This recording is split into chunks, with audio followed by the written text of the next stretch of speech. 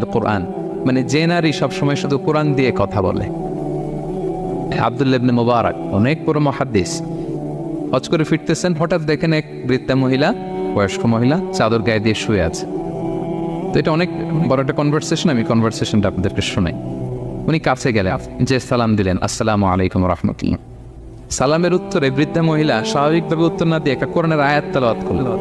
তিনি তেলাওয়াত করলেন, সালামুন কওলাম মিনার রাব্বির রহিম, মানে দয়াময় প্রতিপালক আল্লাহর পক্ষ থেকে তোমার প্রতিও সালাম। এটা একটা কোরআনের আয়াত, কিন্তু এটা দিয়ে উত্তর হয়ে যায় সালামের। কি বলেন?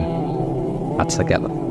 এবার আব্দুল্লাহ ইবনে মুবারক জিজ্ঞেস করলেন, মাযা তাসনাঈনা ফি হাযাল মাকান, এখানে কি করেন আপনি, কি করতেছেন একা একা?